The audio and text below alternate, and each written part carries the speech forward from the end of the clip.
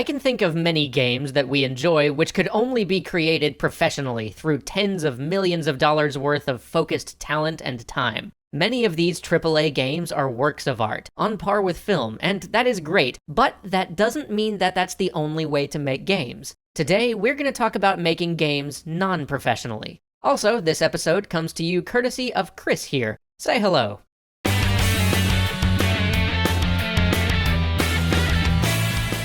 People frequently lump all non-professionally made games together as indie games. Others reserve the label indie only for commercial endeavors with money invested and profits as a goal. And I'm not going to argue for using the word one way or another, but simply to avoid confusion here, let's use some different labels. Let's stick to words like hobby, personal, recreational, or non-professional games, because that's what I want to talk about today. Those private endeavors that were never made with profit as the driving goal. There are hundreds of thousands, maybe even millions of personal game projects out there that you have never heard of. Due to their being made non-professionally, they're never advertised, and are rarely in the running for press attention. With zero earnings expected, it's also often typical for little or no money to be spent on development. Because of this, the art and the sound are usually nothing fancy. Code may be buggy from hacks and lack of rigorous testing, and design possibilities are often limited by the severe lack of resources.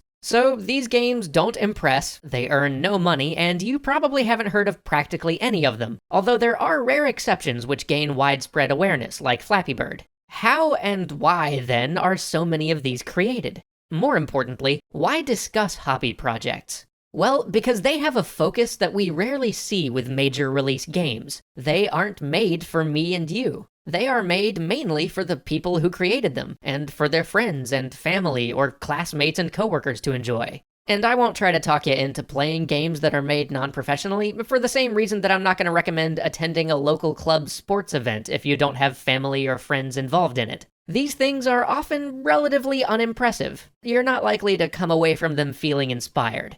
Local club sports, however, don't exist primarily to entertain spectators. They're for the players participating, and for their close friends watching. I mean, an amateur athlete coming up to bat is not very interesting, but you coming up to bat, or your best friend coming up to bat, that can be more of an emotional investment for you than watching professionals play at a higher level. Most recreational game development works the same way. It's meaningful to the people doing it, and to the people who care about those people. It's not of interest to strangers, but it doesn't need to be.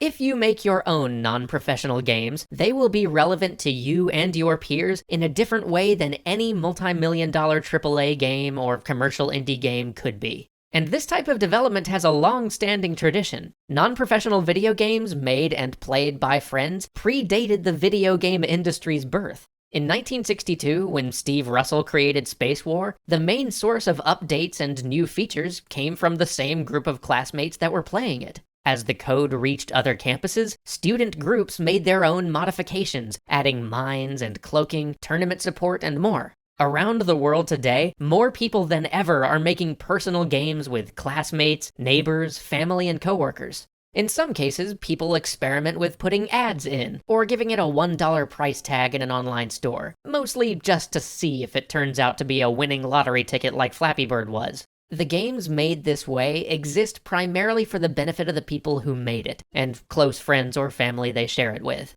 Small games are being made non-professionally for school assignments, game jams, Valentine's Day, birthday gifts, marriage proposals, and just personal amusement. Creating things is satisfying. Sometimes these games are part of a portfolio for the possibility of future professional work in commercial indie games, or diving into a studio career, but often they aren't. Here's the thing though, most people who play any given sport will never play that sport professionally, and just because they won't be pros someday doesn't mean that people think they failed or wasted their time playing that sport. But for too long, there's been a widespread feeling that if making a game doesn't turn profitable, then that game has failed, or that it's somehow not legit. And that is hogwash. Much like playing a sport, or for that matter, learning an instrument, creating an art, dancing, doing photography, learning martial arts, It's fine to make games non-professionally. It doesn't need to be professional to be justified. You can do it simply to expand your world, build confidence and discipline, meet new people, explore a creative outlet, challenge yourself, pick up some new skills, and just enjoy life more fully. So, here are a few tips for your journey if you decide to make games this way. First, if the game is not a serious professional effort, then keep your costs low. It's always tempting to throw money at these things with the hope that you'll earn it back, but it's pretty rare for that to happen at a non-professional level. Professional games cost a ton to make, but that expense represents a highly calculated risk. What might be a tiny budget for a professional game would be a recklessly large waste to burn on a non-professional game. And even for indies today, it often takes a budget in the tens to hundreds of thousands of dollars to compete. So yeah, don't break the bank on personal projects. Second, keep your expectations modest. Even with access to today's incredible tools and engines like Unity or Unreal, there is still a tremendous difference between what you can make and what a large team of full-time professionals can make. Believe me, if it was possible for 3 people working part-time for 6 months to make a game like these, we would be doing that. So it's okay to start small yourself. At the end of the day, this is supposed to be for you. It's supposed to be cathartic and a joy. You don't want to burn yourself out on a project you started out of love. Third, and this is the best part, have fun. Go nuts. You can be as bizarre or personal or local as you would like. You don't have a boss or investors or customers to appease. I know of a hobby game that stars the lead developer's cat. I know of another one that's a physics-based game about packing picnics. I know of another hobby game developer whose game sends his wife back in time to fight dinosaurs. She even did the voiceovers. People often incorrectly assume that having a bigger budget for a professional game increases creative freedom, but often the opposite effect happens. The more money gets spent, the less risk developers can afford to take on trying weird things. Again, big budget games are highly calculated risks, and these devs have to play it safe to improve their odds of paying off on the investment. But when you've got nothing to lose and no funding source to answer to, the only limit is your imagination. Your personal game may not be cinematic or even all that pretty. It might not win many strangers as fans, but it can be about literally anything you want. That is a level of open-ended creative freedom that very few of the industry's most famous game designers can claim to have enjoyed. And even in those rare times where a famous designer does have total creative freedom, they still have to be aware that people's jobs are on the line if that game doesn't succeed.